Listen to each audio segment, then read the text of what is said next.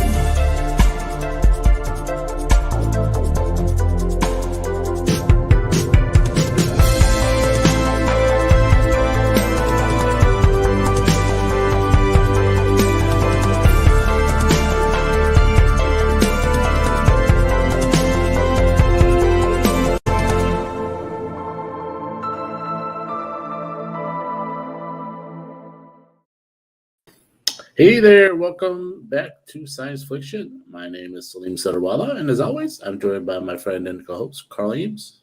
Carl, how are you? I'm a little tired today, but ready to talk some more science fiction stuff. And we got another fun one tonight. We're covering another tier list, but we'll get to that shortly.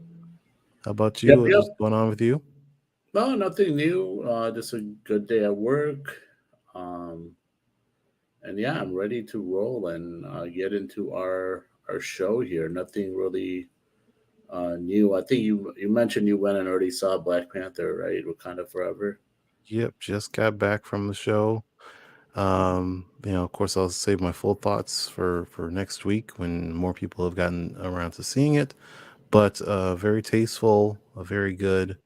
Better than I had thought it was going to be, but still, like I said, I'll save more of my thoughts for later. Yeah, they're projecting record breaking box office numbers for this, so it'll be interesting to see where it ends up. And for the most part, I've seen really good reviews from people.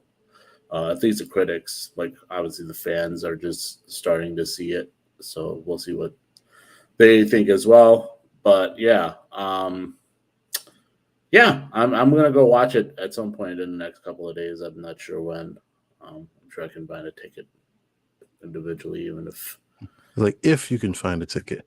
I mean, no, there's a bunch of shows available, so I'll just have to go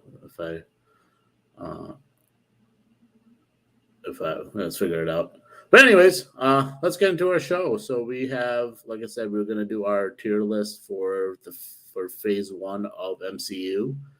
And then what we'll do is, before we get into that, we're going to go over a couple of fast flicks that we have just before we get into the tier. So if you want to go ahead and play the video.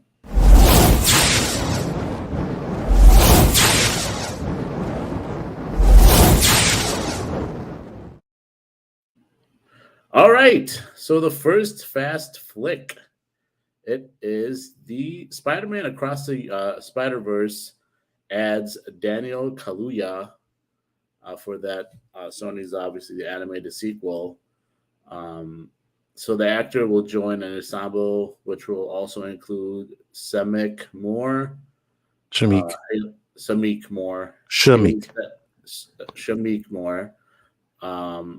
Haley Stettenfield, Oscar Isaac, Brian Tyree Henry, Luna Lauren Velez, Greta Lee, Issa Rae, Rachel Dratch, Yorma Tacone, I think, and Shea Wiggum, and then also Jason Schwartzman, that was previously announced. And Kaluuya will voice the superpowered New York teenager Hobart Hobie Brown, also known as Spider-Man or Spider-Punk. And the character was from the comic scribed by Dan Slott and artist Oliver Copiel, and he first was introduced in the Amazing Spider-Man Volume 3, number 10 in 2015. Um, yeah, I know of Hobie Brown from just the regular Amazing Spider-Man, where he plays the Prowler. Uh, but yeah, what are your thoughts on this edition?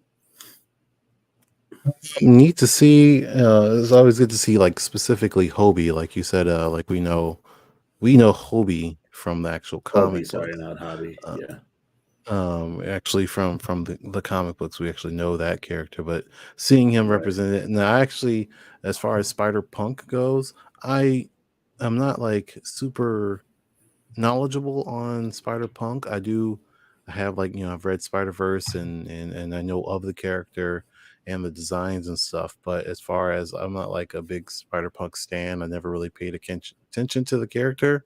But Hmm. I know a lot of people really, really just love seeing something really off the wall, out of bounds sort of thing with Spider Man and the spider designs from Spider Verse. And this is definitely one of those eye catching ones. So I don't know, like, particular his uh like character types, like his personality or anything, like how he conducts in battle or any type of gadgets or anything, like I don't like didn't really pay that much attention to him when I read Spider Verse. So this, putting him on a spotlight, will at least help us see that a little bit more, and maybe get some more Spider-Man fans in there. And again, Hobie is black, so this would be, Hmm. and then Daniel's playing him, so this could be another one of those inspirational type of Spider-Man characters for those who didn't realize, like, oh, I thought it was just Peter Parker, but now there's Miles and there's another black Spider-Man. Like, oh my gosh! So I think this will be really cool. Uh, to a lot of people out there who just, again, not aware of the character existence, and that there's so many different versions of Spider-Man, and here's another one. I just hope, again, that doesn't fall down the, oh, they made another Spider-Man type of thing. Oh, they're just trying to be, all that, BS of people don't realize that these characters have existed for a while. But yeah, it seems cool, and I hope the Spider-Punk has a decent role in the movie, because it is getting a little packed in there. So there's going to be quite a Yeah, few names in there. my thing is, it's interesting. Like, he's such a late addition, and like Right? Yeah. for a big name actor, and I doubt he. I mean, I guess we'll see, because obviously, when how involved he is in this first one, because there's a two-parter, right? So, because you had a pretty big name in Chris Pine that was in the first one, but he wasn't really in the movie for that long, right? He played the original Peter Parker, aka Spider Man, who dies, and then um, obviously Miles Morales becomes the Spider Man of that universe. But yeah, it's interesting. Like I said, that they added him this late, and maybe this was part of the reason why they pushed the movie back, like because they had so much stuff they were doing with it. I know there was other things going on too, but um, maybe with this, they try to be like, how can we get a little more creative here and add this other character that we want to do. So yeah, it'll be interesting to see what happens with it. And um, and I just realized that Jake Johnson's not coming back. So who's voicing the uh, Peter B. yeah, Peter B. Oscar Um, Isaac? uh, no, Oscar Isaac is Spider-Man 2099. I don't know. I didn't hear anything about him not coming back. But I mean, I know they didn't list him on this article, but yeah, Yeah, I guess, I mean, maybe not sure. they just didn't list him on here. I was just interesting that I Maybe I mean, he got married to Mary Jane. Maybe he's off just being with Mary Jane at the end oh no, there. he's still here, I guess. I guess they just this article just does not for some reason mention Jake Johnson. I was like, I like Jake Johnson in real life. I've been also partial because he's a Chicago guy, but Mm. I thought it was like his Spider-Man character was fun, um, from the original. Now he is one of the top ranked as well. I looked at IMDb, and he is like up there with Jake Johnson or Oscar Isaac and Haley Stettenfield, and Shamik Moore. So he's probably going to be in the mood for a decent amount as well. So yeah, we'll see. That should be a good addition to the cast. Obviously, a star-studded cast as is. Any other final thoughts on that before we move on? That'll do. Alrighty, so the next one is related to the Marvel Studios that it was announced that they're developing. I mean, it was kind of announced before, but not really too much. It was a speculation, but they are developing multiple Black Panther Disney Plus series. Um, and I think in the past it was kind of more so they weren't sure of what route they would go to, but it is definitely going to be looks like Disney Plus more so. And it's according to Marvel, according to Variety, the spin-offs alongside Ryan Coogler's production company, Proximity Media. So the director is going to be producing the 20. So while the director is going to be producing the 2023's Ironheart series that will serve as a direct sequel to MCU blockbuster, he will eventually also start working on a lot of these spin-offs. I think the previous report had indicated that they would be developing two spin-offs in particular, which being one about the kingdom of Wakanda itself, and then the another one exploring the origins of Danai Gurira's Okoye.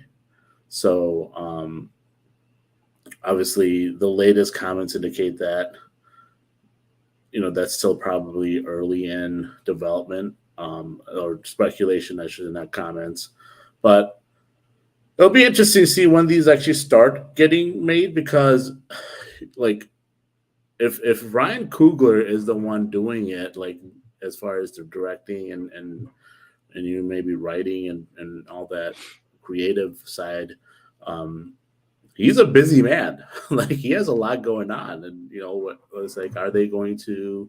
And they haven't really announced in phase 5 and 6 any other Black Panther stuff. So is that going to be phase 7 maybe, or are they going to do kind of something similar to um, other because I know they have some projects that are like TBD, like that they put dates on. So maybe they'll fit one of these, spin-offs into those TBDs.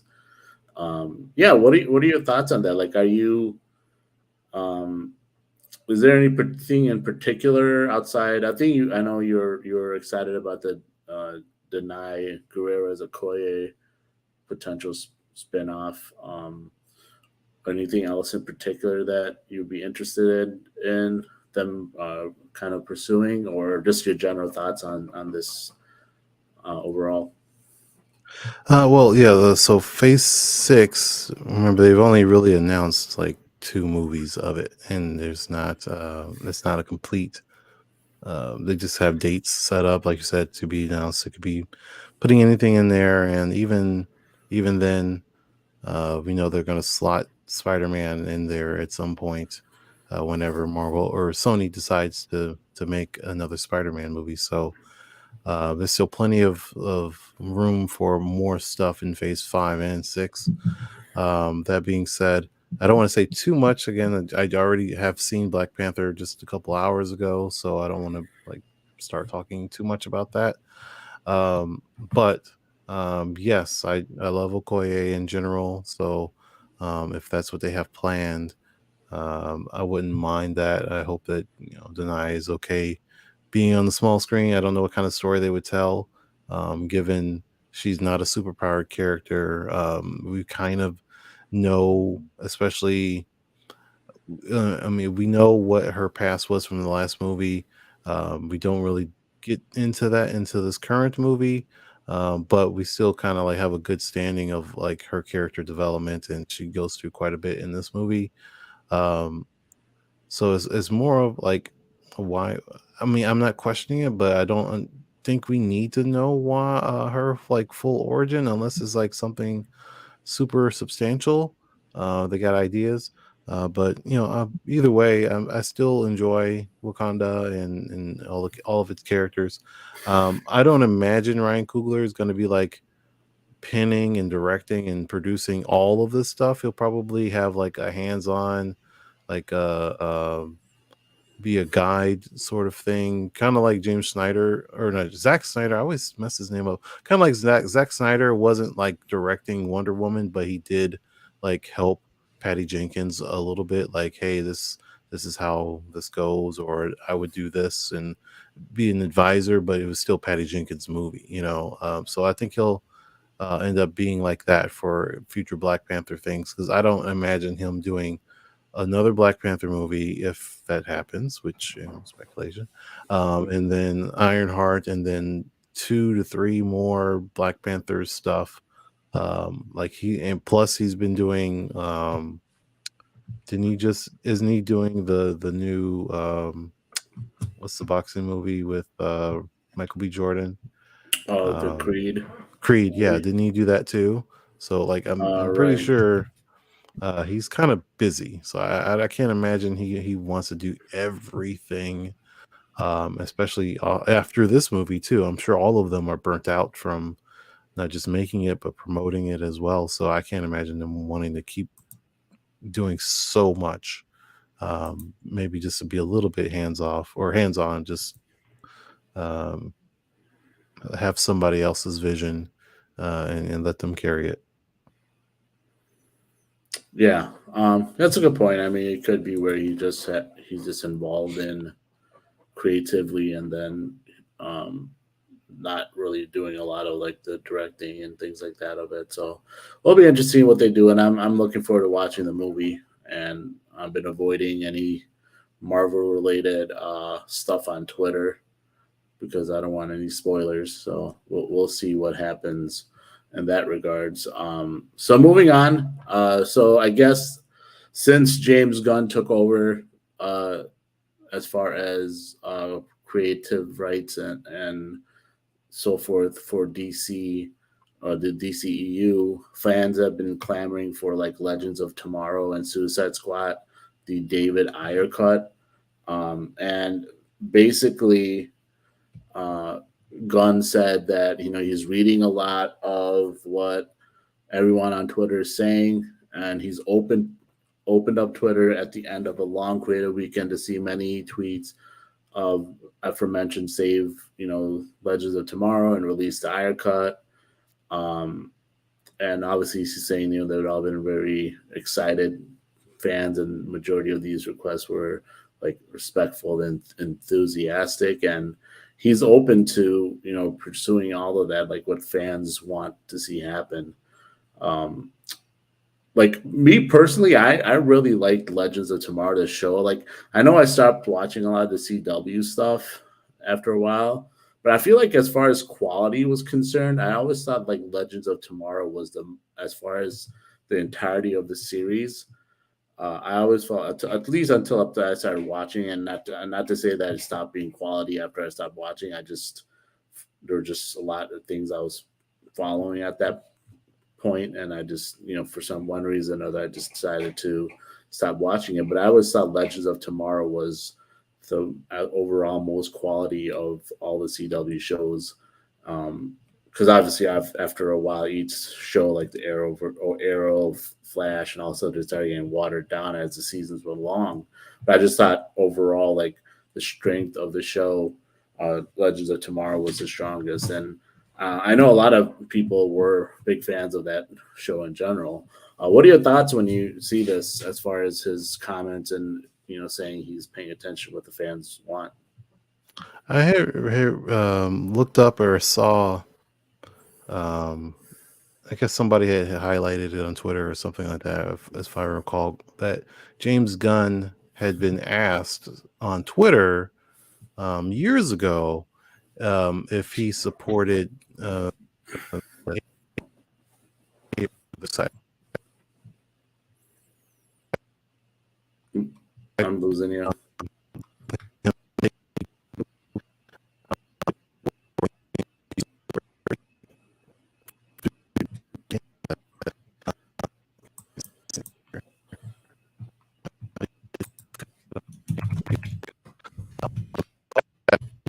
tweet saying that he was in support of whatever the studios decide to do, and now he's in this decision like seat that he can actually make a decision like that. So he now needs to figure out if David Ayer is using bots like Zack Snyder did. Two, he needs to find out if actual people actually want to see a Suicide Squad re-release with David Ayer's version of it, and then if it's worth spending money on, etc. And that's what Peter Safran is for as well. Um, but like, not even that. I found it more interesting is now he's in the seat. I'm pretty sure. I mean, one of the first things, if I was James Gunn, like within the first week, I would say, show me the Batgirl movie right now, because I need to know if that is actually worth, is it best for it to stay written off, or should we actually release it? Is it worth, when we, putting out there, because people want to see it, stuff like that. And I'm sure that he's come across that from tweets and stuff, people reaching out. But yeah, that would be like the first thing I would do is to watch that movie and then watch The Flash. I would watch both of those. Those would be the first two things that I would do, and decide if that movie needs to come out, and then decide if Batgirl is worth saving, and then figuring out what to do with TV, Legends of Tomorrow, and all of these different multiversal versions of Batman, Superman, etc., and whether or not they should be, should we have three Batmans going at one time? Should we have three Harley Quinns? Because right now they have at least two with the Joaquin Phoenix Joker is going to have what's her face going to be Harley Quinn. The singer, I can't even think of her name right now. It's what's her? Yeah, I think I know what you're talking about. Whatever. And then Margot Lady Robbie. Gaga. Lady Gaga, yeah. Lady Gaga is going to be in the Joaquin Phoenix new Joker movie. Yeah, because I think there's going to be a musical, right, or something. Yeah, it's going to be a musical. Yeah, and then the Margot Robbie is going to have her version still, most likely, and then there'll possibly be one in the new Robert Pattinson stuff too, because who knows? I mean, they have a Joker. There are three Jokers now, so why not have another Harley Quinn? A more grounded, realistic Harley Quinn. Like it would be a lot of oversaturation. So I think they do kind of need to, get it all together and streamline some of it, because like I think it's a both. It's like a blessing and a curse to have a Robert Pattinson Batman movie that people really like, and people really like him, and they did really well, and people like the grounded, realistic stuff. But then you still having other versions of Batman floating around is just a little too much, and stuff like that. Personally, I would end, but I know you also just started this Batman franchise, so you kind of have to. You can't just like cancel it and say, "Oh, sorry, Matt Reeves, we don't want to do your stuff anymore," because it's too confusing to have 10 Batmans out there. No, the movie did really well and people want to see it, so you kind of have to go with it and hope that eventually, Matthew Reeves will burn himself out and say, "Okay, I don't want to do this no more," and you can just end it, and then figure out a way to back end Robert Pattinson into the rest of this DCEU, so you don't have to recast, and you don't have to do this huge explanation of why you still have 10 Batmans out there. Maybe that happens 10 years from now. Right. I mean, I suppose they didn't have to like keep them technically separate in a sense. They could have just had it like in the same universe, but just this is a different timeline. And like when they're doing the new things, that is with the Batman, because obviously the Batman stuff is supposed to be when he's a younger Batman, so it's not like they had to do like, oh, this is a different universe. But yeah, I think it's because of Matthew Reeves, and he didn't want to be tied into all the rest of the stuff Sure, because he's building his whole, he's building a whole Gotham universe sure, correct. out. But I'm Yeah. just saying it could still just been a different timeline as opposed to a completely different universe. Just being way in the past that this stuff has happened, and Yeah, that's what I'm it saying. is Like what it if is. It's fine. after Matthew Reeves leaves, you do that on the back end because doing it now, he would be pissed. Like if you No, like just sure. yeah, he would be too pissed and he probably wouldn't want to keep anything. But when Matthew Reeves is like, okay, I'm done with Batman, I'm done with all of these shows and stuff. And then on the back end, well, we own it, so we can change it after and then Well, I have mean, like I know he wanted to do creative rights. I mean, he didn't have to give up creative rights. I don't know if him being in the same timeline, like it's a different, like being part of this universe. I don't think that would have been like the uh like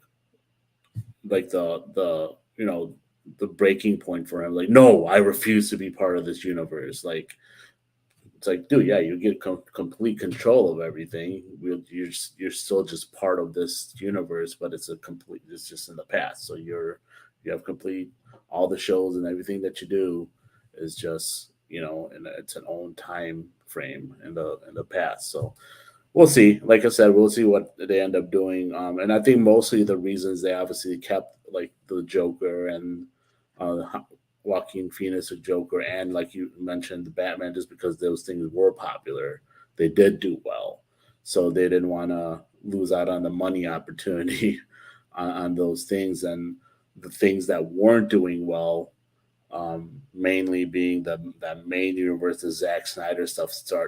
Zack Snyder, who started all that stuff, that was struggling and just really getting bad ratings and not really maximizing what they could probably do at the box office. Not to say they did bad in the box office, but they definitely didn't. I don't think maximize when you look at the grand scheme worldwide box office numbers, Mhm. especially when you consider like Batman and Batman and Superman did not cross a billion. Dawn of Justice did not cross $1 billion in the worldwide box office. And those are your two heavy hitters. Like, Mhm. how is that not crossing $1 billion worldwide? Um, so that's like not maximizing what you can make on those movies. So that's why they're redoing those. So yeah, it'll be interesting see what route they go.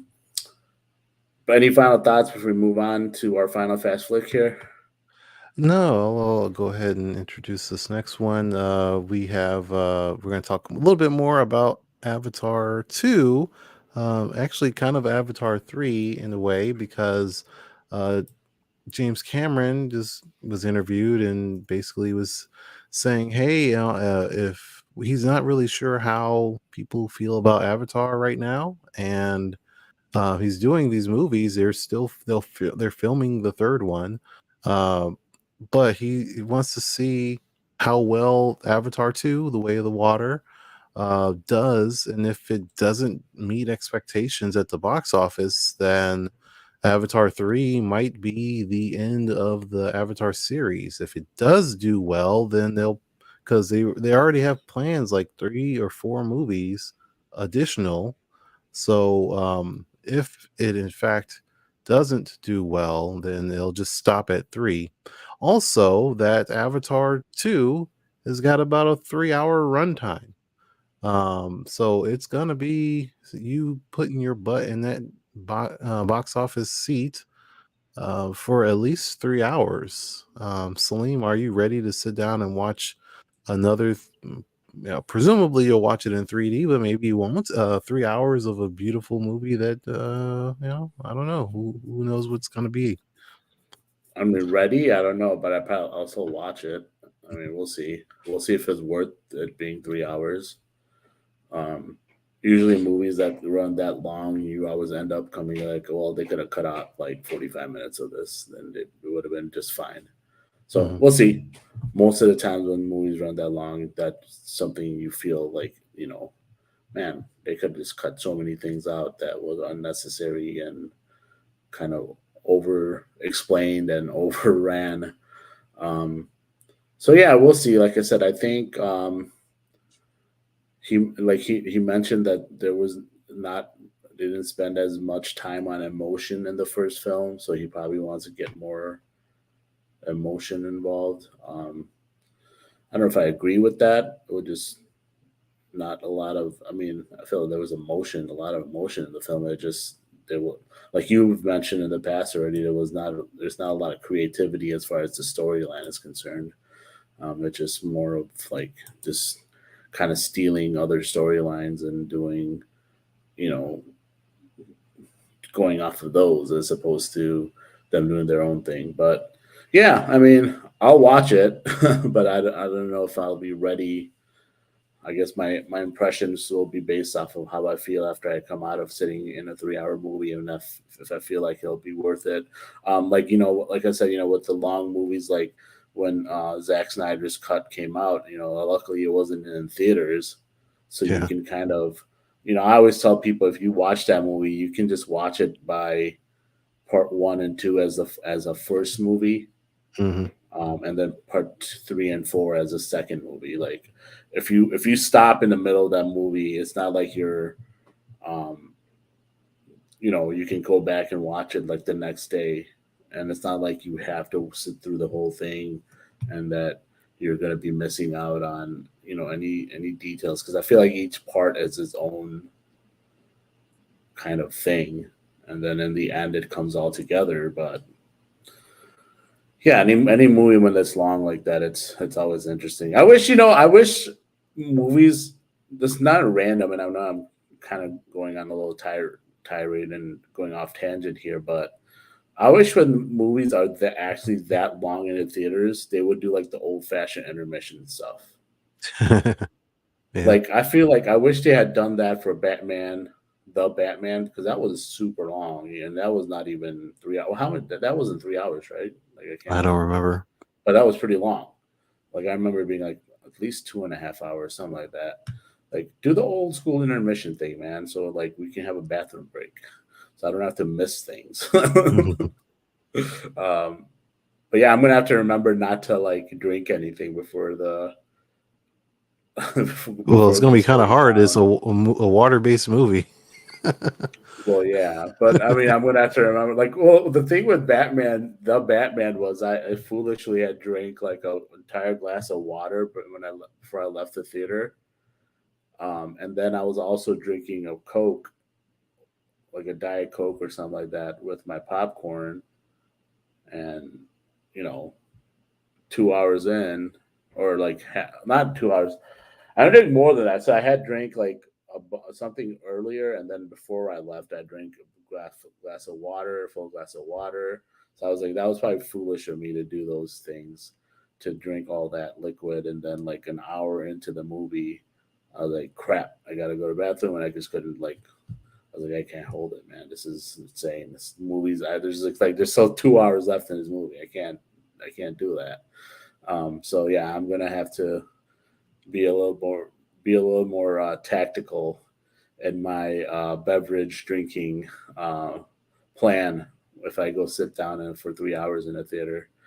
But that's something we'll all have to be aware of, or be a little more tactical in our beverage drinking plan for this movie. But yeah, that's all our fast flicks. Any other thoughts before we get into our final conversation? No, I think I'm done with Avatar. Though I do, I want to ask you because I actually don't remember if we ever covered it. Because I've been, the last couple movies we've watched, at least in theaters, they've been trailers for the new Chris Pine movie with Michelle Rodriguez, the Dungeons and Dragons. You've seen that trailer, right? No, I haven't seen that yet. You haven't seen that? Because every time I go see the last couple of movies, it's been in the theaters, Really, but I I don't haven't. remember if we ever actually showed that trailer on No, here. we definitely Okay. haven't, because I didn't even realize there was a trailer. So I'll have to go check it out. All right. Well, maybe we'll throw it in next week or something like that, just so we can talk about it. Because I've already said pretty numerous times that I'm not really into high fantasy dragons and stuff. Hmm. But at least if because I'll go see this one because I like Chris Pine. Hmm. Two, I love Michelle Rodriguez. uh, both myself and John have this inexplicable love for Michelle Rodriguez. And yeah, it is like dragons and all of that fantasy stuff. It's a little funny movie as well. I don't have to worry about a bunch of lore that I don't understand from books and stuff that I've never read. It's just going straight into it. So I'll definitely check this movie out when it comes out. It doesn't have a release date, unfortunately. So, um, yeah, we'll see how that goes. But in the very least, we should probably talk about it next week. Yeah, we'll go over it next week, and I'll watch the trailer.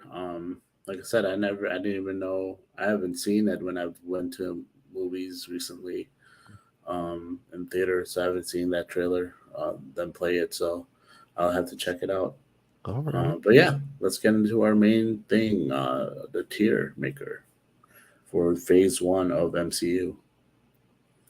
So yeah, last week, just in case you guys missed it, we did a tier list for the MCU, or excuse me, for DCEU, for all of the DC movies that are like from Batman v Zack Snyder, Superman, the Zack Snyder um, verse, the Man of Steel, first. all the way to Wonder Woman, and most recently Black Adam, and we just put them all in a tier list. So if you're interested in seeing that, we actually did two separate tier lists, one for myself and Salim did one. So if you're interested in seeing that, you can go check out last week's episode, and we talked all about how we felt about that list. So now with Black Panther coming out today, this does end the Phase 4 for the MCU.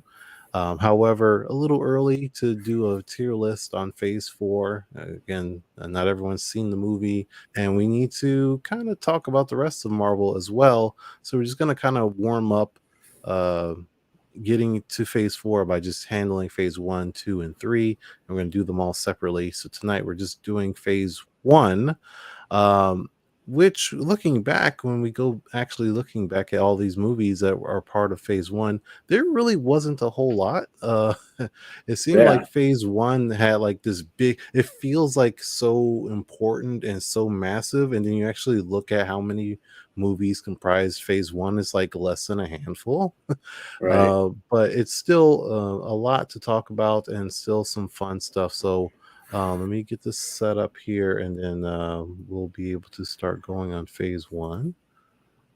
Let's see here. There we go. So we have our tier list. You can see all of our movies here, and that is two of these aren't even movies; they're like little shorts. But the rest are movies, and we got Iron Man, Thor, Hulk, or excuse me, the Incredible Hulk, um, Iron Man 2, Captain America: The First Soldier, and Avengers, with the shorts for Thor's Hammer, and then honestly, I can't even read this one. I forget what it's called. It's The so small. consultant. The Consultant. That's right. And then there's one more that's not on this list that is part of Phase 1. It's called Item 47. So we'll talk about that a little bit later. So let's go ahead and start with our tier list and what we feel deserves one. The first movie of the Phase 1 is Iron Man, and honestly, I'm pretty sure I didn't look at your tier list that you had sent all that much, like a glance at it, Salim. But I'm pretty sure it's going to be a unanimous S tier for Iron Man. Would you agree? I have that in A. You Like, I have it in really enjoyed it. A. Yeah, I have it in A. Wow. Um, Before you go discuss this, I actually meant to mention this to you before. As far as these tiers go, we can edit this. It's not something that is you know unmovable and shakable. So we can do it now. We can do it for other lists, whatever. But we can have S tier. We can have S plus. We can have S plus S, and then A, B, C, D. We have right now it says C, D, F. We can make it C, D, E if we want to. We can make these numbers. We can make these phrases like best movie, terrible, bathroom break worthy, whatever we want to put on this side, whatever words or numbers, we can do that. That's why it has this last category as well as haven't seen, don't remember.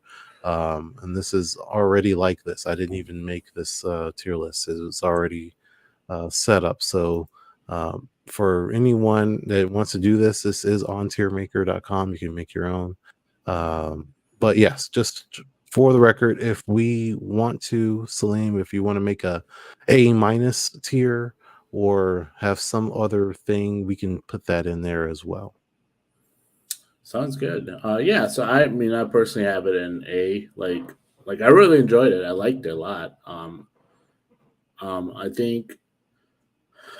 think like the only thing I didn't really like about it, like not like about it is even relative. Like not really like dislike. I should say, is how how quickly like the villain progresses into kind of just like I'm killing you, like or not killing you, but like the whole like just how he just goes completely like rogue and maniac over in the end. Um, because like so obviously you have the setup of him um, trying to get that technology, and you find out he bars him from the what do you call it, the board and things like that. Mhm. Um, and then you obviously find out that he's the one who set up the kidnapping. Um, so yeah, I just thought like I don't know. I thought they could made that a little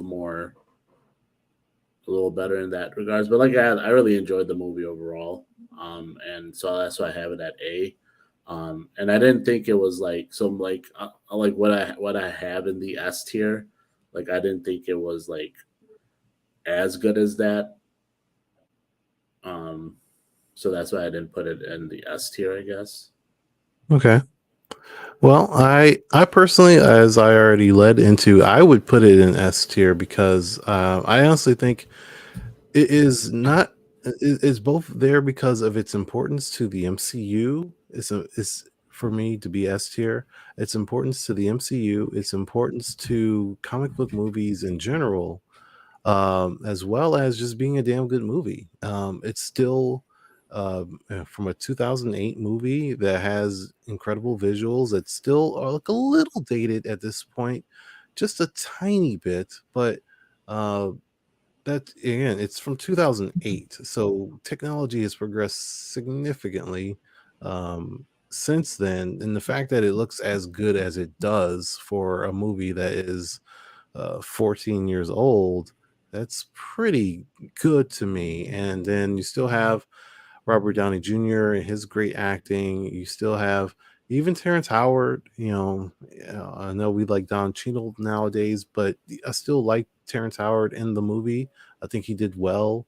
Um, Pepper Potts, like Gwyneth Paltrow, she was great. Um, Actually, when I was looking this up and making the thumbnail for this, and saw this poster for Iron Man 1, this picture, Gwyneth Paltrow actually looks amazing in this poster. Like she looks fantastic. Like this is actually a really badass poster compared to the other ones. Like I think it's probably the best poster of all of the Phase One movies by far. Like I still kind of don't like the Avengers poster. Captain America one's okay, but the other ones are just like meh. But this first one for Iron Man, I think it's incredible. But yeah, the movie itself, like it's got so much going on for it, and it's so much. Also, another important thing, like mostly everyone's favorite character, one of the most popular characters of the MCU, Iron Man. This is where it started, and this is where everyone's love affair came from, because it didn't come from Iron Man 2 and it didn't come from Iron Man 3. You can make a case for his role in Avengers is why people like him so much, but for the most part, I think people love Iron Man because of the Iron Man movie, the first one.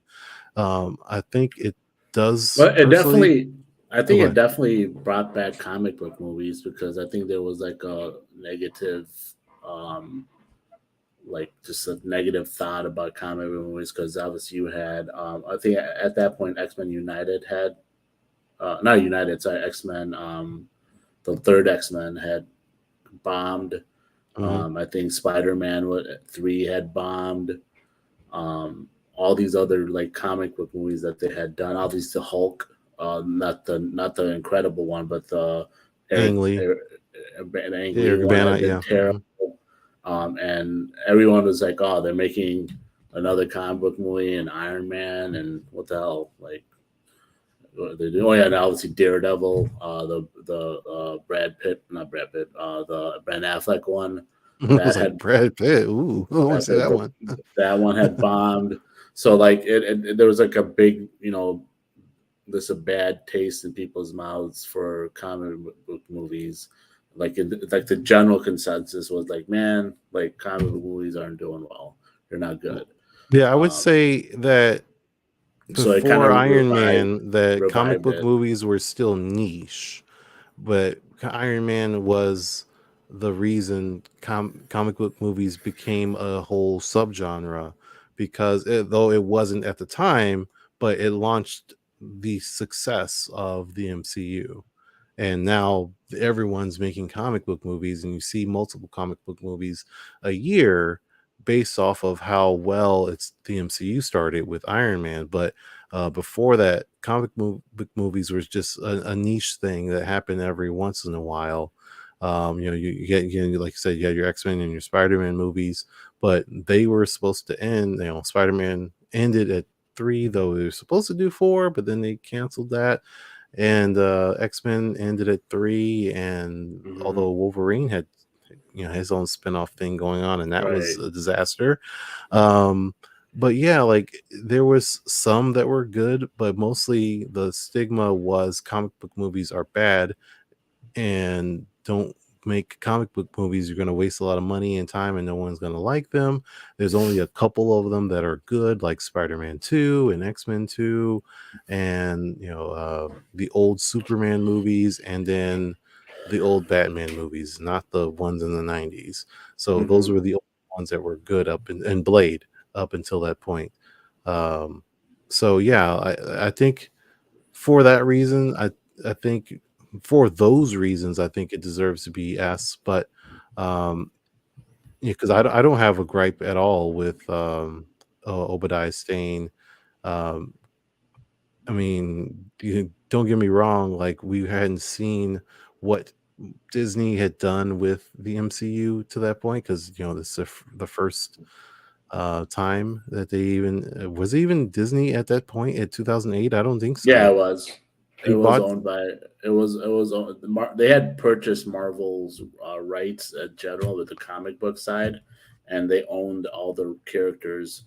They just didn't own like Spider Man. They didn't own the Hulk. But yeah, it was a Disney production. MCU was Disney production. I'm gonna look into that.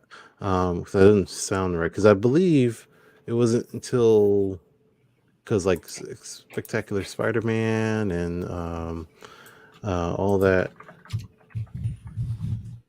Yeah, but that's a cartoon. The Yeah, live right, action, the live right. But that action was like stuff. 2009 and whatever. Um, but that was 2009. So it was after this, um, after Iron Man, that Disney bought Marvel. Hmm. Um, but Marvel Studios, it was started with Iron Man, so it was still Marvel Studios. Like, so it's Okay. all. I'm not saying it's not MCU; it's all MCU. But um, I think that was the big influencing factor as to why Disney jumped in on. Because again, like before that, Marvel Okay, yeah. movies So weren't. Marvel Entertainment started it themselves, and then Disney went in and bought Marvel Entertainment. Yeah, because like before that, it wasn't like Disney had their eyes on Marvel and they said, "Oh, we have some potential. Let's make a movie." This was Marvel's last chance. Like, they invested in Iron Man because they didn't have rights to Spider-Man, they didn't have rights to the X-Men, and they needed money because the big uh, market crash of the '90s, and they didn't have a whole lot. They sold off all of those assets to all of these other studios, and they didn't have a lot going on, and they put everything they could into Iron Man and hoped that it was success, and they basically printed money because of how damn good the movie was. And that's when Disney took notice, and it was like, okay, you got something good going on there, and then they bought out Marvel. Um, but yeah, so as far as what we got going on, um, I don't know. Can I convince you to put it in S tier? Or are you still sticking to A tier? I mean, it's fine if you want to put an S. I'm not. I'm not I like mean, I want opposed to to it. have a I'm not conflict dead with set you, on. so I don't want this to I be, can't. just laying down. But if you really want to stick to your We guns don't and put have it to in have A a tier, conflict. Like, no, I well, don't. I don't care. that's why We don't have to we're have a gonna have a staged conflict conflict. and That's stuff. why I don't want to look That's at your list fine, but because it doesn't have to be fake forced. no, no, It doesn't no. have I'm not to be like faked or saying forced. I I'm hate fine you with now it for being an putting it at S. A tier. I'm just asking you, how passionate are you at A tier? Because I'm I think not. it's That's what the I'm saying. perfect movie. I'm not that All passionate. right, S I tier it think it's is. good. That's fine with it. Next movie on our list is The Incredible Hulk, Edward Norton. And I had wished that I had some time today and yesterday, but I just did not. Because this is the one I actually wanted to rewatch because like when we came up with doing this list, I was like, I should rewatch Incredible Hulk because it's been a while. I wanted to see Edward Norton's performance and Liv Tyler, and just see how they compare and how long it's been. Again, this was also 2008, I believe. Um, like how does it stack up with all of what we've gotten since then, and just does the movie still hold up? Because I remember being pretty excited about the movie back in the day, and after watching it, I did like it a lot. I thought Edward Norton was cool. Hulk looks really good. I didn't like Abomination's design, but in the very least, it was still. I thought it was a really cool fight at the end.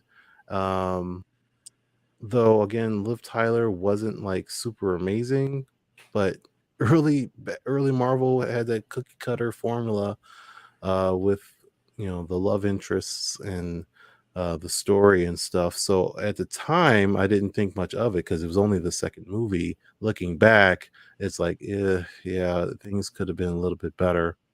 Um, again, I wish I had watched it again more recently.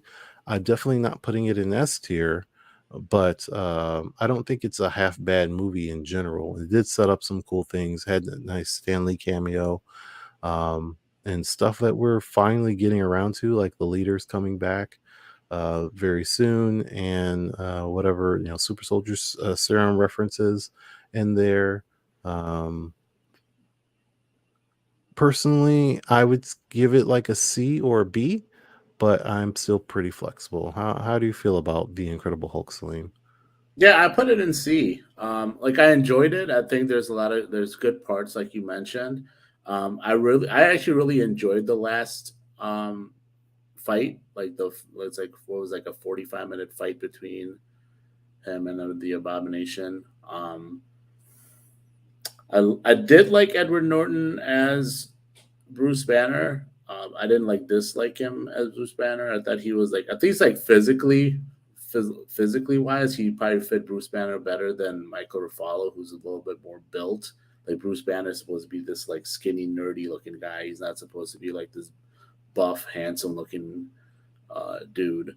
I actually Um, feel the opposite for the exact really? same reasons. I feel like Edward Norton's more handsome and than Mark Ruffalo, in that No, Mark I mean Ruffalo like, feels well, I uh, mean more theoretically. more like Bruce Banner than. Really? Yeah, like I feel the exact opposite to you for the exact same reasons.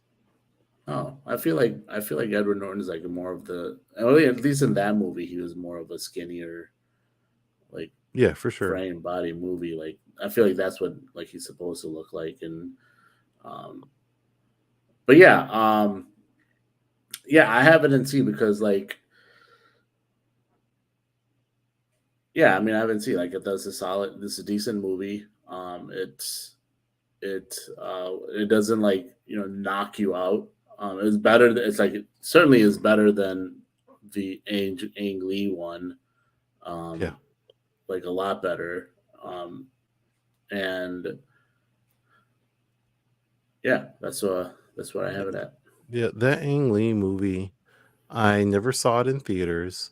I only saw it one time, and I can barely say that I watched it because I was at my girlfriend's house at the time, and she put it, "Hey, do you want to watch this?" It was on. I don't know if she rented it or it was on TV or whatever. But I watched maybe like 10 minutes of that movie and I fell asleep. I woke up like an hour or two later and it was still on. I'm like, what the hell? And it was like, it's like the most ridiculously long, boring ass movie I've ever seen. I don't even remember fight scenes in the movie because, again, I did fall asleep. Uh, but it was just so boring. So this was a huge step up for me compared to that movie. Right. Alrighty, next up, Thor. I'll let you share your thoughts on. I'm pretty sure Thor was the next movie.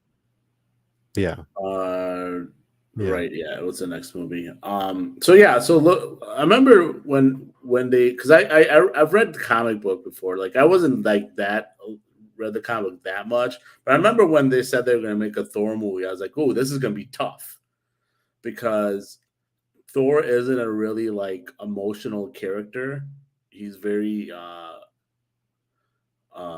Shakes like I was saying like not Shakespearean, but like his tone throughout the comic book is not um as like because I saw the popularity and why Iron Man was so popular, right? Because the way RDJ portrayed Tony Stark and he made that character so lively and obviously he took a little bit more liberty to how big of a dick Tony Stark is, and compared to the comics. Like the comics, Tony Stark is a dick, but he's not that big of a like as far as being that big of like a um, flamboyant playboy in a sense. Um, but I saw that popularity. And I was like, "Ooh, this is gonna be tough. How are they gonna push this off, especially with the outfits and stuff like that, right? What Thor wears, what everyone in Asgard wears, especially like the dialogue and things like that. So, and obviously, I didn't know anything about Chris Hemsworth at the time. I mean, I don't think anyone really did. He was a no, kind of a brand new actor. They went a completely different route than I think what they do nowadays. Nowadays, I'm seeing Disney MCU does more of like let's get established people and that people have known who are good actors or just hire popular in some sense, and let's put those people in the main titular character or role. But with Chris Hemsworth, they obviously went to a complete opposite. And to be fair to RDJ, like he was kind of I think he was while everyone knew who he was trying to make a comeback in movies at the time because his rep was still very bad with obviously his checkered past with the drug possession. Obviously, he went to jail for he was an addict, drug addict, so he went to jail with for possession and all that stuff for a long time for a while.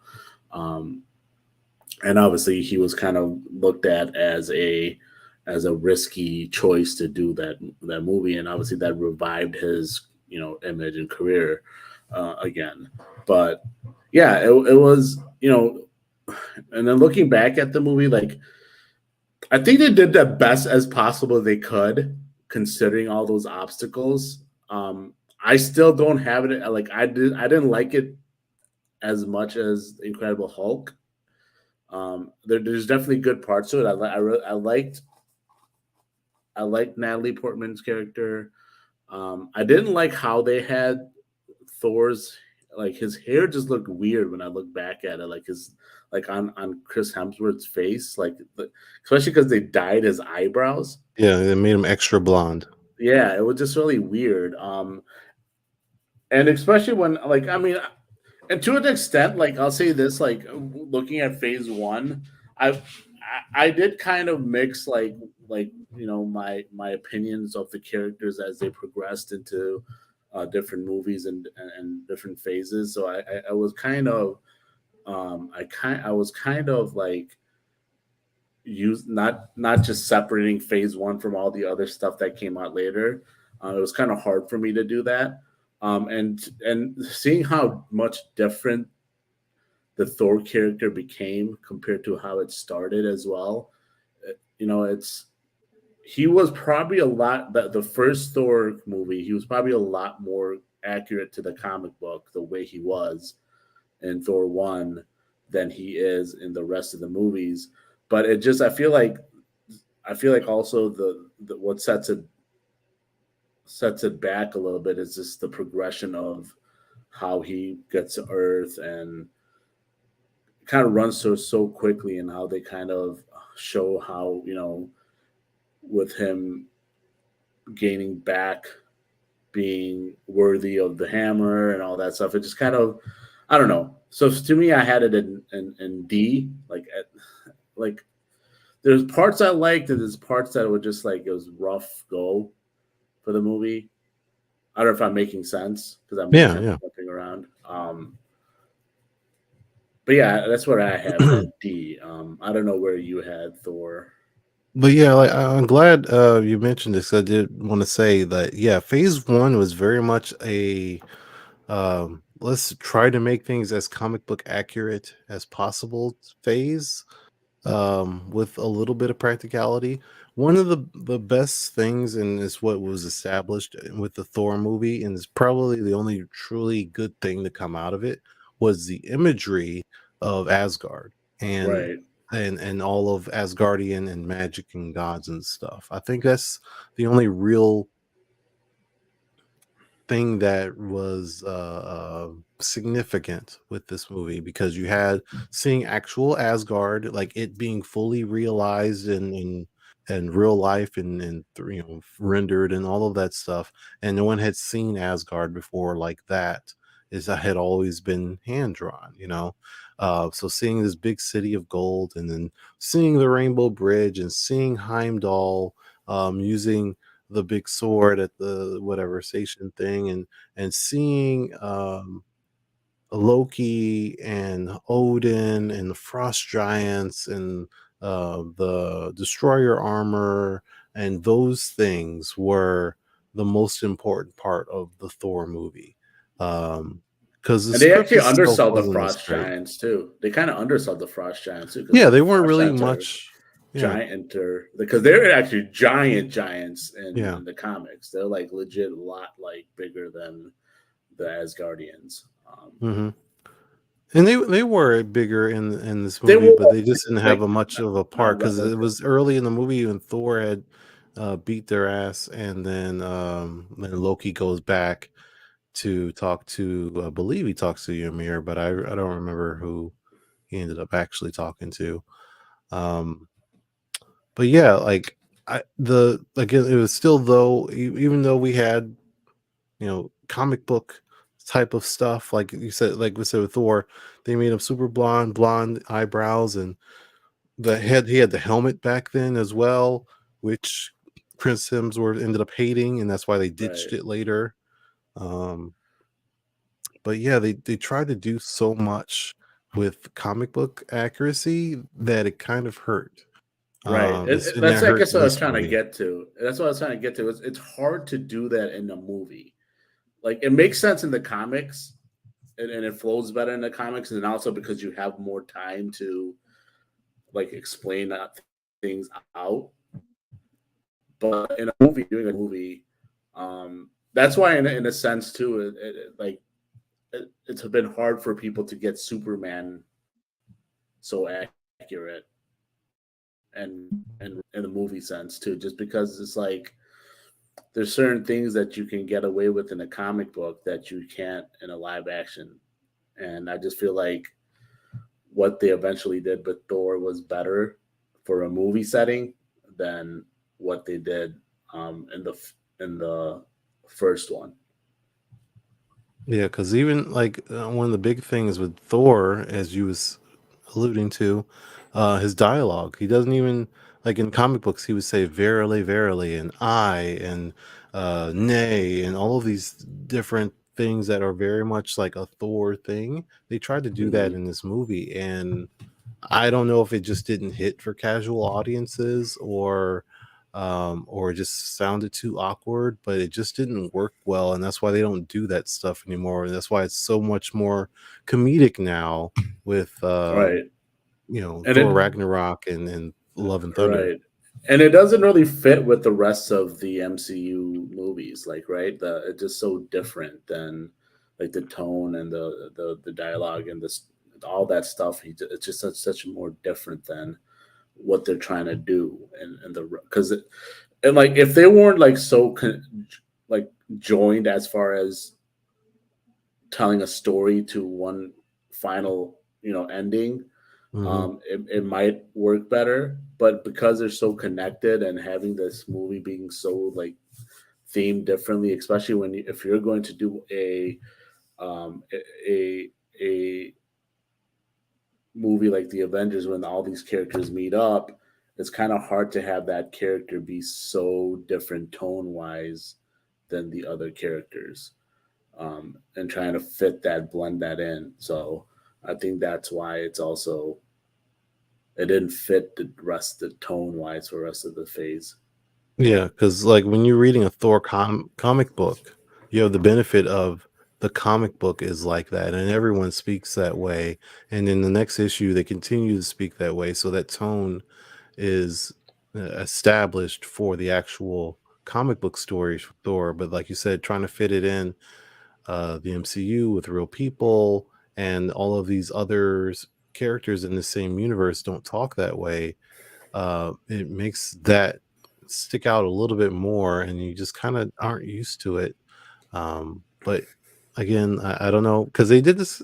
I wouldn't say they necessarily did it on purpose. I don't know the full story, but they kind of did the same thing with Scarlet Witch, where she had that accent early on for Sokovia, but then later on she totally dropped that accent by the time they were Yeah, in Infinity War. and they actually made And fun of it in Wanda Vision. Like they right. pointed out, like, "Oh, where is your accent?" Mhm. So yeah, that's totally a thing. So which is not a problem in Black Panther. So at least we got that going for us. But yes, so Thor, I think we can both agree that we both agree. I also kind of like to put it CD sort of thing, and I'm fine with it being in the D tier. Um, I never really liked this movie anyway. I really thought it was the weakest of the MCU. Phase one. Yeah, um, Again, Natalie Portman was just love interest. She was just really smart love interest, but nothing interesting. right. And also a reason why she didn't want to come back. Her character was really Mhm. boring. Her character wasn't interesting. You have a very um, noteworthy, award-winning actress playing a bland cookie cutter character that has no kind of significance to the story. She's got better things to do with her time, so I don't blame her whatsoever. So, but at least we got Loki out of it, and he was probably the best part of the movie is Loki, right? Between Right. him, Tom Hiddleston, just in general, everyone loves him, and being Loki here, coming back for the Avengers, and then just being the persistent character that he was in the MCU and still is. Uh, he's probably the best thing in this movie. Right. All right. Next up, we're gonna do one of these shorts here. The first one is Thor's hammer. So, as far as we were talking before, Salim, you say you've not seen any of these shorts, and I'm Right. assuming most people haven't because just also like Salim had mentioned that these are separate things. They're not something that you can. They're like post credit scenes, but they're not. They are a whole separate click and search and find sort of thing that I believe these are all on Disney Plus, but you have to look up phase one and then just try to find out everything because if you bought Thor, it might be on like the Thor DVD or something, but it is completely separate from the movie itself. It's not a post credit scene from the movie. Um That being said, I don't remember a ton about it, but I believe it has something to do with Coulson getting the hammer, it was when it because the hammer had no one could pick it up, anything like that. So I think this was when they just found the hammer, and then they realized that it moved, or that's when Thor came, and something like that. It was just like a 5 minute short thing. It really wasn't that big of a deal. um, that being said, for personally, I know Salim would put it here in the haven't seen, don't remember. I barely Right. remember it myself, so I'm just gonna leave it here. But I don't remember it being anything spectacular, so I wouldn't mind putting it in D or F tier just in general. But it's so not noteworthy that I might as well just leave it here at don't remember. All right, Right. so Yeah. oh, go ahead. Yeah, yeah, something. Oh yeah, I agree. Like I mean, that's what I not I agree, but yeah, I didn't watch it at all, so I have no clue what it was. And it's funny, like not only did I not watch it, I didn't know that it existed. Like I had no clue that it existed. So yeah, All right, so Iron Man 2 is the next movie. And yeah, I don't know how Celine feels, but I definitely feel a lot more positive about Iron Man 2 than most people I've heard in my life. Because I know a lot of people really trash this movie, but I like it for primarily War Machine. Um, it gave me War Machine, and I love the end where they're back to back or side by side, and they're shooting all of the drones down. And it's just all the bullets and the lasers and stuff is just super cool. It gave us Don Cheadle as Rhodey for the first time, replacing Terrence Howard, and we got Natasha Romanoff. We got Black Widow in there for the first time, so it gave us that and her curly hair. Um, I like the movie a lot. I did not like Whiplash as a main villain. I thought that was probably the yeah. weakest thing in the He was a movie. Like, combination of that because that character had played two different villains in its time, like Whiplash and the Crimson Dynamo. So they kind of just right, combined that into one villain. So right, yeah, right, he had they kind of. I felt like yeah, it was. He wasn't a strong villain for sure. right. Like, and it's a shame. Mickey Rourke is a great actor. And he looked okay. Like, I think he looked fine just in general, without all of the Iron Man armor and the whips and stuff. Because even when he had his whips, that was at that one scene at the racetrack, and then Iron Man had his briefcase suit, and they fought there. It was like, clearly he can't fight Iron Man, because even Iron Man in his weak suit that can't do a whole lot, he's still whooping his butt. So like, you really need this upgrade, but it's just a complete change from this is one of the not comic book accurate things, I guess, of phase one, because it's a complete change of character for Whiplash. He's not some super intelligent guy. He didn't create a suit of armor. He's pretty much a C-list villain, maybe a D-list villain, even like a villain for hire type of guys. He's not a main villain of Iron Man. He's a recurring villain, but not a main one. Um, but yeah, it really wasn't good because of that. But then you still had Hammer. What's his name? I forgot his first name, but um, he was in this movie as well, and you kind of forget about him because he is kind of forgettable as well. So I guess the villains weren't all that great. Um, but visually it's my favorite suit, probably, because I Iron Man 1, he Justin had the Hammer. circular unibeam there, but I like the more triangle arc reactor, I should say. But I like the more triangle one from the comic book. So Iron Man 2 pretty much has my favorite suit out of all of the suits for the entirety of the MCU. Mhm. And then War Machine as well. That's my favorite look for War Machine in the MCU. And though not my favorite Black Widow, I still appreciate curly hair Black Widow. in her first appearance, and then all of her undercover stuff with Nick Fury, which we didn't even mention. Nick Fury, forgetting about that, him being in the post credits for Iron Man and starting Right. that whole thing as well. Um, but yeah, personally, I would put this at a B or a C.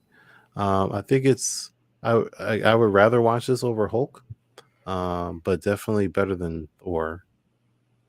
Yeah, I agree with you. I had it in the B, C. I put it in C, but like, yeah, I could put it in B as well, for all the same reasons you mentioned. Whiplash wasn't really a strong villain. Obviously, I like the addition of War Machine, or not addition, but like, talking, bringing in War Machine. Um, I I liked the, what do you call it? What's on top of my head? I can't remember what to say. But yeah, But no, just remember his name, Justin Hammer, is his full yes, name. no, yeah, that's why I mentioned Justin Hammer.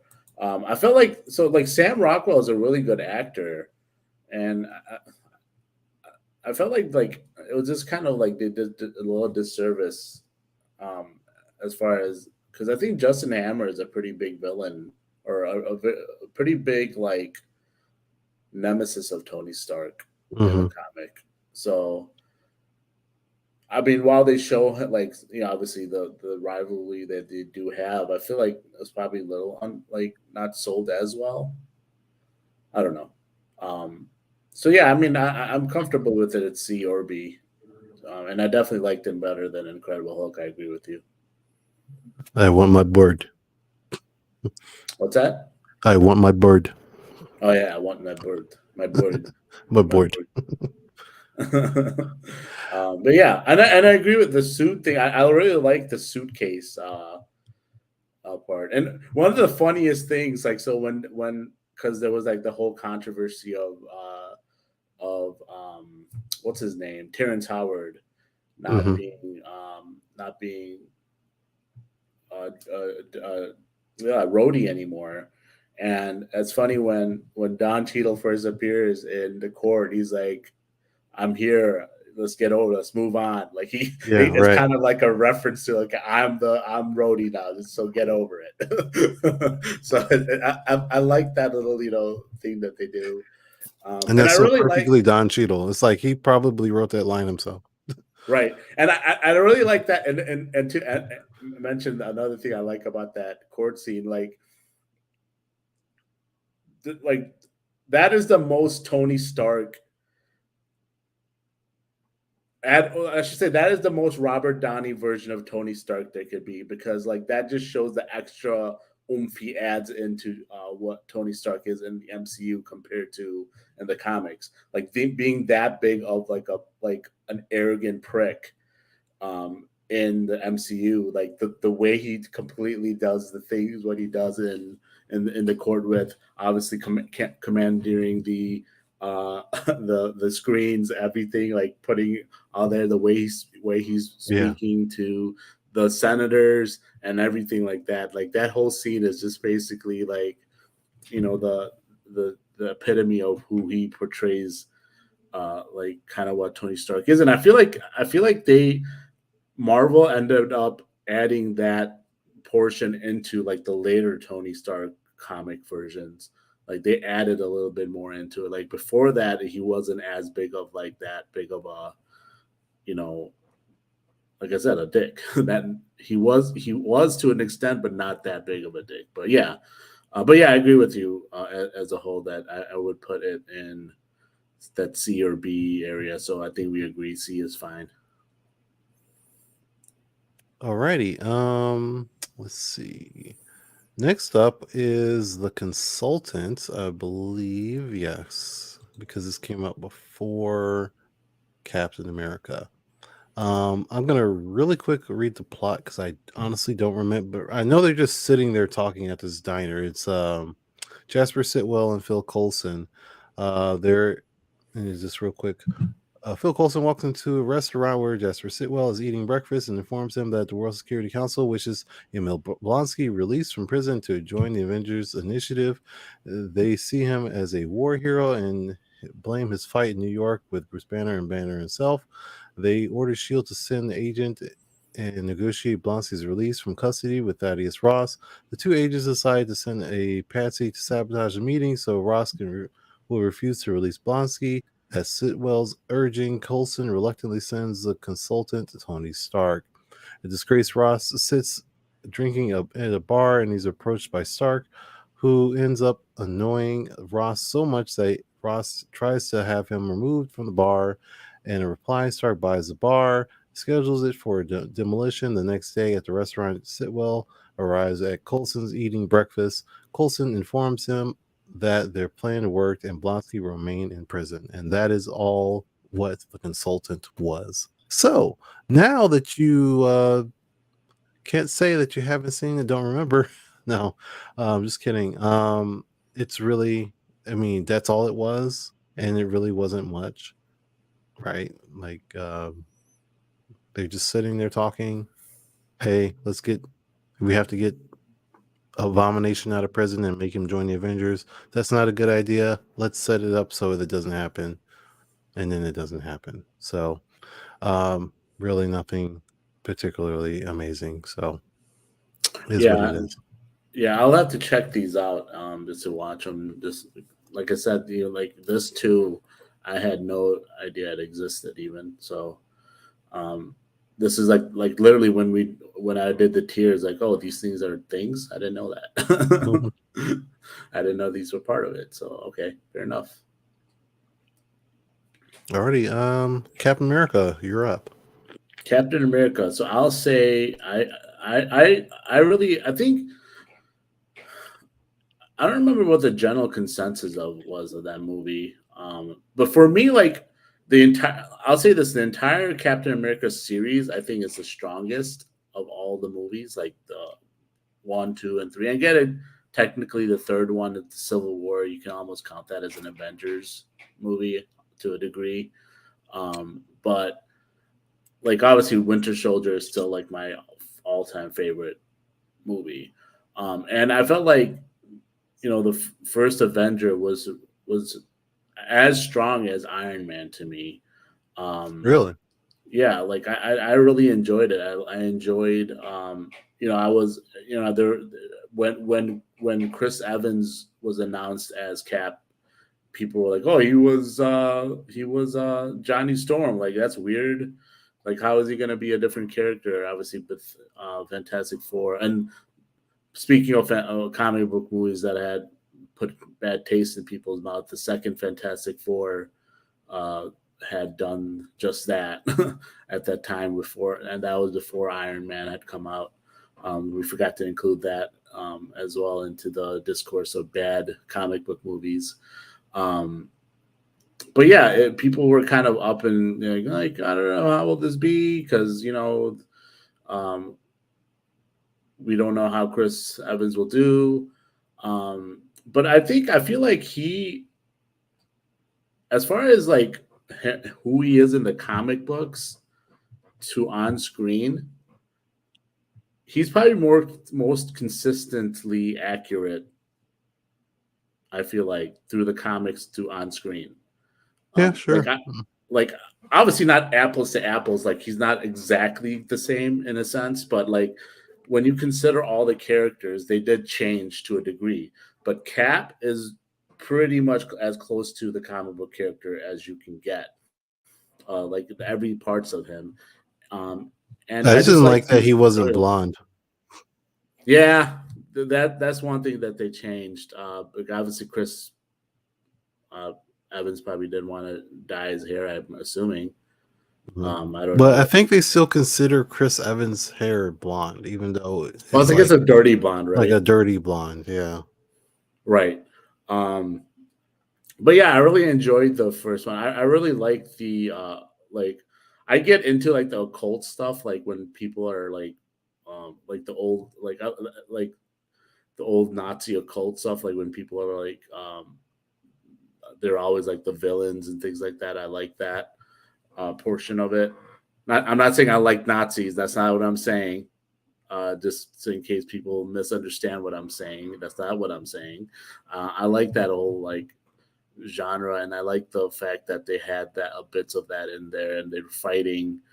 Um, and obviously with the Red Skull, I liked the portrayal of Red Skull in there. I mean, I really enjoyed that movie in general, and I thought they did a really good job with the whole. Oh, the other thing I wanted to mention, I think a reason I'm a big partial of that movie is I love movies that are set in different time, like eras, like timed movies. That movie obviously being set in the 40s for like essentially the entirety of the movie is set in the 40s. I thought that was really cool too. So yeah, I mean, like I said, I have that in the same. I put it in an A as well. Um, so that's my thought process on it. So just looking back, I remember. Keep in mind, this is back in the time where we were still kind of fresh off of, Iron Man being great. This was 2012. I'm pretty sure that this movie came out the same year as Avengers. Um, but we're still high off of Iron Man being great. The other movies are okay, but people like them. But then there's also Batman: The Dark Knight that was around this time. I mean, not too long, much before this, and other movies that were coming out. They were comic book, like Viva Vendetta had been out, and um, other things. And so at this time, I remember telling a friend that I had at the time, before the movie came out, I was like, "Hey, I know you like," because he loved the hell out of The Dark Knight. And quick tangent, I never even wanted to see The Dark Knight at all. Like, I wasn't interested. I had not seen Batman Begins at all at that point. And when The Dark Knight was coming out, I was like, yeah, I'm good. I'm not really, I didn't watch the first one, and then I don't really care for this. And, and I was like, oh, no, I had several friends that were wanting to see the movie, and they were like, oh, you're not going to see it? I'm like, no, I'm not interested. And I ended up seeing The Dark Knight 3 times the opening weekend, because I went to go see it with one of my friends because he invited me, and I was like, I'm not doing anything, so I guess I'll go see this movie. And then I went to go see with another friend who invited me. I was like, I just saw it yesterday, but oh man, well, I went to see it with you. So okay, so I'll go with you. I'm not doing anything on Saturday night, might as well. And then the first friend that I saw it with on Friday invited me again on Sunday to go watch it with him, because he wanted to go see it again. He had already seen it twice, and he wanted to see it again for a third time. So I watched it again 3 times in 3 days, a movie that I didn't even want to go watch. Anyway, this guy that I saw The Dark Knight with twice, I was telling him, hey, I know you're not like a big Captain America fan, but Captain America, as someone I've read in comic books, he's pretty badass. He's pretty cool. And there's some really good potential with this movie, in my eyes, that it could be easily one of the best, if not the best, comic book movie ever, if they do a couple things. And us being very young and not knowledgeable on how Disney slash Marvel was handling the MCU, we kind of had only really Iron Man and Hulk to look at, a little bit of Thor. But I was expecting and hoping for it to be like a Saving Private Ryan meets Captain America type movie, where it was, World War II, and unapologetically World War II, and it being visceral, it being violent, it being a lot of guns, it being a lot of fighting, a lot of, dramatic moments in the trenches and things like that, and add a little bit of superheroes and supervillains, and it would could have been a really awesome movie in my eyes. And I tried to sell him on that. Unfortunately, the movie didn't do any of those things. And for me, it was disappointing in that regard. Now, the movie that we did get was still good to me, and I did like it because it took so long to get to the part where they were actually at war and actually at fighting. It ended up being a montage, and that's what was disappointing to me. They did the whole montage where he's singing, because he was not allowed to fight, and he had to dress up in the comic book accurate Captain America from that time, but it was like the really silly looking costume, and he's singing with all of the girls and stuff on tour, and then eventually doing the montage where he's actually with Dum Dum Dugan and with the Wrestling Howling Commandos, but it was still like really quick shots. It wasn't him like really fighting any kind of dramatic battle, and I think that's where it was really missing.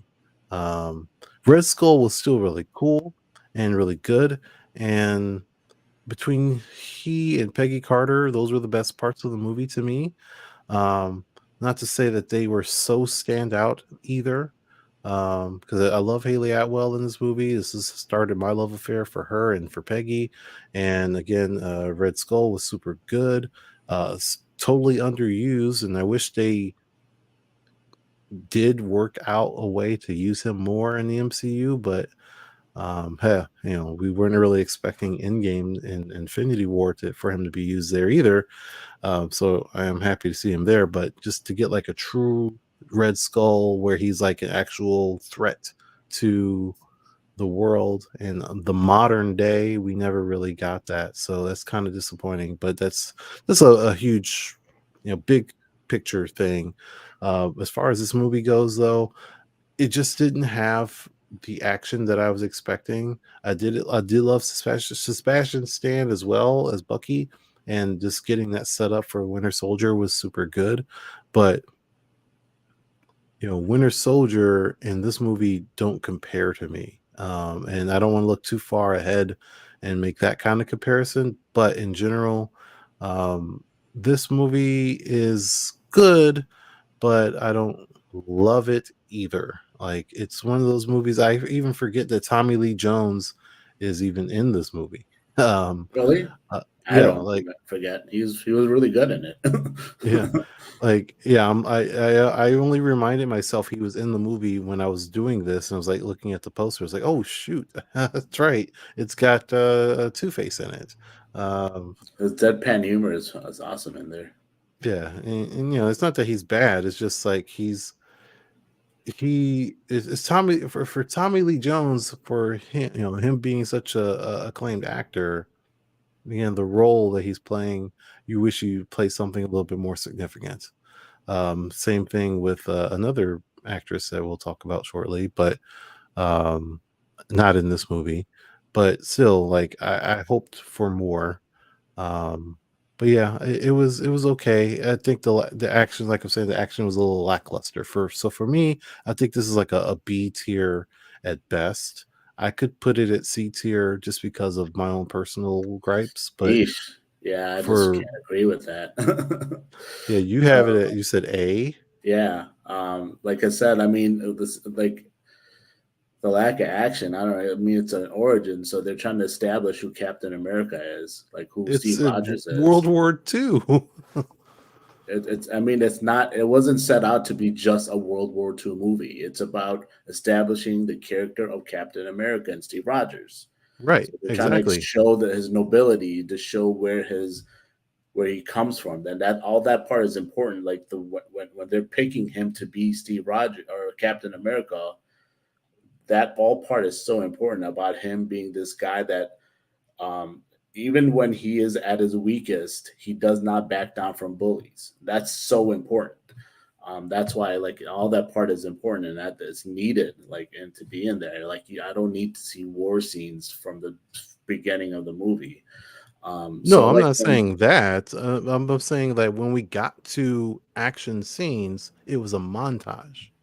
So yeah, I the mean, character building of that of Captain America, yes, super important for people to know his resolve, his character, like what he does in situations, and to establish this is what he's going to do when he's facing face to face with Thanos. Like we him holding off Thanos at the Infinity Gauntlet and just his shield, that is meaningful because of this movie establishing what type of person Steve Rogers is. I'm not overlooking that part of it at all. I'm saying that if we have a movie that is based in the 1940s with a character that fought in World War II against Nazis, against the Hydra, right?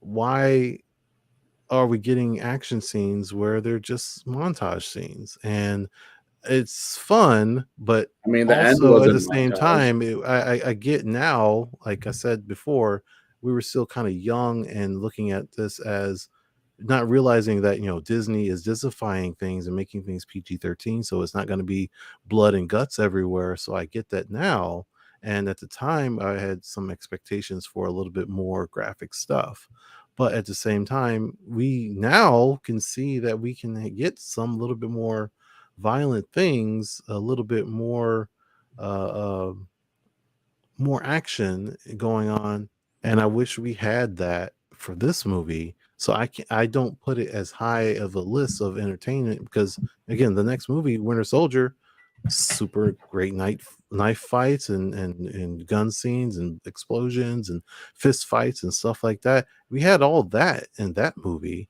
This movie really wasn't much. I mean, did he fight Red Skull? Not really.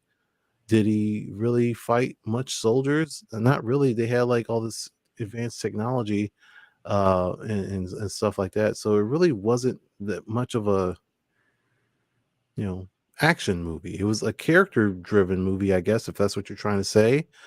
Yeah, That's fine, the but origin. that's not what I would have wanted. So I can't put that so high, and that's I mean, why I the think lowest I would yeah. go is B, but like at C is like just like you're putting it as in the same spots as the Incredible Hulk. Yeah, I was like, come on, man. Like Yeah, we're saying, at lowest I would put it here. I At would say highest I B. would put it here. Yeah, I I would mean not put that's it at I here. would say the lowest is B. For me, like I thought that I put it in A. I mean, I don't think it's better than Iron Man, but like I thought it was like yeah, I thought it was really good. I thought the whole entirety of the movie, considering it's an origin movie establishing who Captain America is, I thought there was more than enough action in it. So yeah, I mean for Also, me, I like to throw in at least my perspective on consensus on the movie. Although I don't know how everyone felt, but I know that this was one of those movies that a lot of people, at least at the time, because people have binge watched stuff plenty of times since then, but at the time, Captain America: The First Avenger was was like Ant-Man, where a lot of people skipped it. This was a movie that a lot of people skipped. They didn't grab their attention enough for them to watch it in those early days of the MCU. People watched Iron Man, they watched Iron Man 2. Some people did skip out on Hulk. I think some people did skip out on Thor, but I think more people skipped out on Captain America. And then if you look at the actual box office numbers, I think it's the lowest performing movie of all of the Phase 1 movies. So it is the one that people skipped the most. that's fine. Yeah, I would put it at B at the lowest. But yeah, I like overall I enjoyed it. I really did. All right, Um, next Avengers, the big one. So, when I watched this movie, had you ever, Salim, have you watched the Avengers? Maybe it's called the Ultimates, or maybe it's called Ultimate Avengers. I don't remember the animated movies of no, the Ultimates. You not seen those? I don't think so. No. Okay, so there are two of them from literally the exact same time. It came out before the first movie, at least, came out before the live action Avengers movie, and it's literally the exact same movie. to almost to a T, with the exception of the animated version. Again, it's based off the Ultimates comic books, so they were the Ultimates, not the MCU Avengers. Which, slight tangent, the MCU pretty much was starting off as the Ultimate versions of the characters, but with like the regular universe skins. Like Iron Man still looked like the regular Iron Man from the regular MC 616 and so on. But they kind of started the stories and the lore based off a little bit of the Ultimate comic books. So I feel like that's what they were going with the Avengers, because this movie was just like the Ultimate Avengers animated movie. The key differences in that is the roster, because the animated movie had a Giant Man and had Wasp on the team, and I don't believe Black Widow was there, but I believe Hawkeye was. I can't remember that much, but I know it had Wasp and Giant Man. And then, secondly, after the battle with the Shatari, because that happened in that movie too, after the battle with Shatari, they had let Hulk just like go off and just like do his thing, and he kicked a whole bunch of booty. And after they defeated the Shatari, Hulk went on a rampage and was starting to destroy New York. And he beat up Giant Man. I think he either punched him in the throat or in the knee or something like that. It broke his knee, some stuff like that. And they basically had to defeat the aliens and then defeat Hulk afterward. So when I watched the live action Avengers, I was like, this is the exact same movie. Wait a second. After they defeated Shatari, are they going to fight Hulk next? Please, please. They didn't do that. I was really disappointed by that. That being said, yeah, I never felt um, so high on this movie as everyone else did. Not to say that it's bad. Definitely not saying it's bad. It's a great movie. It is a really good movie, and it's the first time something this big had ever been done, so it's very significant, of course. Um, but I still kind of look back at it as a little lackluster, just because of the maybe it's because of the mixing of the characters, and they just didn't mesh well at first. The conflicts with Bruce Banner and Tony Stark that they had right away, and Steve Rogers having their conflicts, and they're not trusting each other, and maybe it just didn't feel good because they didn't feel good about each other, and maybe that's why I don't feel good about the movie. I think that's Just the because, point of it, though. They're supposed to be conflicting. right? That's what I'm trying to say. That's the point. I get that. At the same time, like, I watch Avengers, Earth's Mightiest Heroes, and they also didn't have that type of camaraderie right away. But I feel more positive about that show than I did about this movie, as far as their conflict and how that conflict was depicted. Again, I'm not saying that Avengers is bad. I'm just saying that I'm not as crazy about this movie as other people are. Now, that being said, it's just I'm not putting it at S tier.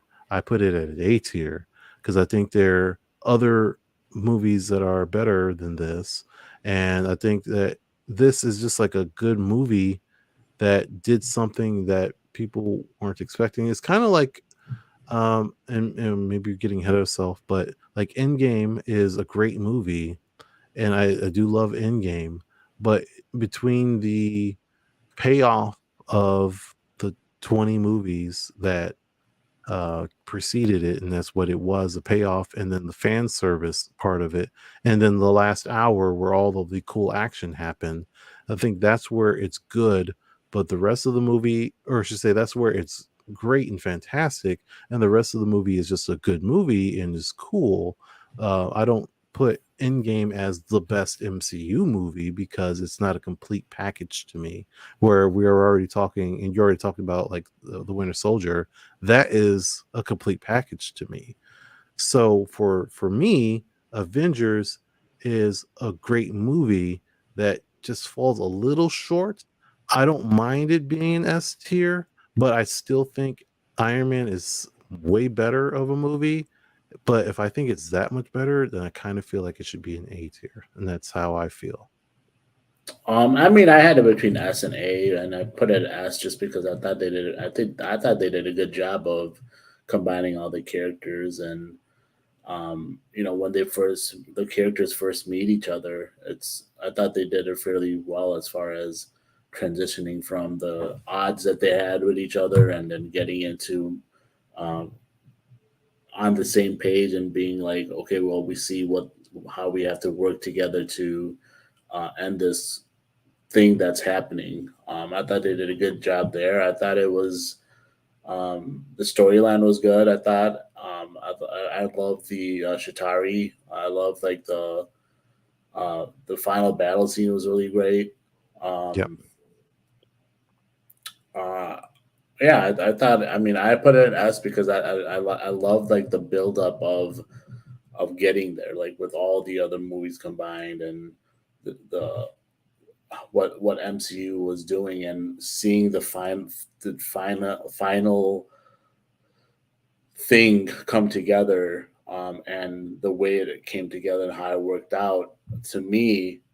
um, like I said, to me, it felt like it should belong in an S tier. But yeah, I mean, I wouldn't have a problem putting in an A either. I just thought, yeah, I just thought it was a really good movie. And also this is kind of the start of the people don't remember Hawkeye thing because he was in Thor, he cameoed there, and people didn't really like understand the significance of that character at that time. Those who just didn't know who Hawkeye was, but then in Avengers, here he is, and he's brainwashed for half of the movie. So I feel like he didn't really get a chance to shine up until that battle of for New York, and he had all his trick shots sitting on top of that roof and stuff. But I think it did a little bit too much of a disservice to a legitimately cool character, and this kind of just started that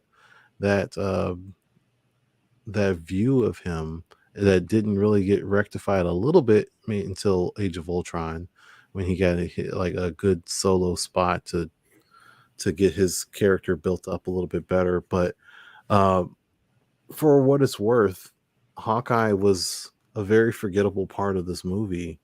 And I don't, again, as a Hawkeye, I was a huge Hawkeye fan, but I had higher expectations for what they would do with him in the Avengers movie. And then, but yeah, like I said, the Battle for New York, great, great sequence, great ending to the movie. Iron Man sacrifice, um, all of the visuals, like the iconic shots, the 360 that they have there, um, the moments like Captain America launching Black Widow into one of the ships. Hulk smash, and he's going to go smash, and it's just a lot of great stuff. And this is also the first time we saw Mark Ruffalo again as Hulk. So there was a lot of high expectations on what he would do and on his performance, and he delivered. He was really great, and why we enjoy Hulk to this day. Um, but yeah, I I kind just of feel like early on in the movie, like it still was a little lackluster, and just I guess delivery. Like even like Nick Fury and Maria Hill, it just kind of meh. I think the early parts of the movie with Loki were great, but stuff like interactions on the helicarrier, um, I feel like it was just a little too bland. Hmm. Yeah, Yeah, lackluster is an interesting way to. I've never heard anyone call the first Avengers lackluster, but okay. not the entire movie, just parts of it. Okay, fair enough. I mean, A is fine for me, but uh, I had it definitely an S tier. All right. So, lastly, we don't have a thing for because they didn't put it up. But for what it's worth, there's one more thing in phase one, and it's called Item 47. This I do remember, although it's very short. Check it out. It takes place after Avengers, and all it is basically two a couple, I believe. They are after the Battle of Avengers, in Battle of New York. All of this junk is all over the place, and these two either stumble upon, or maybe like it fell through a building, or they saw it on the street or whatever. But they found one of the Shatari weapons. It was just like a gun, and they kept it secret because between damage control, which I don't think was a thing at that time in the MCU, but in general, the authorities were cleaning up everything, and they just missed something, and they missed item 47. It was just one of the Shatari guns, and this couple, if I remember correctly, they used this to rob banks and try to get take advantage, but keep it secret. You have this really ridiculous gun that's able to blow open bank vaults, and you can steal a bunch of money. So I'm pretty sure that's all it was. Only noteworthy thing is that they used Lizzie Kaplan, who I personally love, in this short, and that means that Lizzie Kaplan is a part of his MCU, but they won't probably use her for anything else because she's already a character. So we have a really great actress that is not going to actually be anything significant in the MCU because of the early days of how things worked out. But yeah, that's about it. I mean, I had a thing. Here you go. Item 47. That's what that was right there. You can see the gun there. But yeah, that's about it. And we got some spam there, and get rid of that. So yeah, that does it for our tier list, which right now we only agreed to looks like Iron Man as S tier, which without, damn, I just blocked you, go away. But yeah, we pretty much only agreed to Iron Man as S tier, and there we go. Avengers at A tier, maybe S. We could, like I said, we could modify this too. We can have like a S minus for Avengers, or S plus for Iron Man, or something like that, if we really, really wanted to get down to it. Captain America at a B tier, Iron Man 2 and the Incredible Hulk at C tier, D tier, Thor. So basically, the worst movie of Phase 1 is Thor. And then the shorts are not all that noteworthy, but they are there. So that's what we did. Let us know how you feel about that. And yeah, and any final thoughts on this, Salim? No final thoughts. I think we're pretty much all wrapped up here. Did you have any final thoughts? Other than make sure you come back next week, because we will definitely be talking about Black Panther Wakanda Forever. Again, I've already seen it tonight, so I definitely can't wait to talk about it. Yeah, I'll go watch it, and yeah, I'm excited. I was very excited about this movie, so I'm really excited to watch it. So looking forward to that. But yeah, that's a wrap for today's episode. Obviously, please check us out.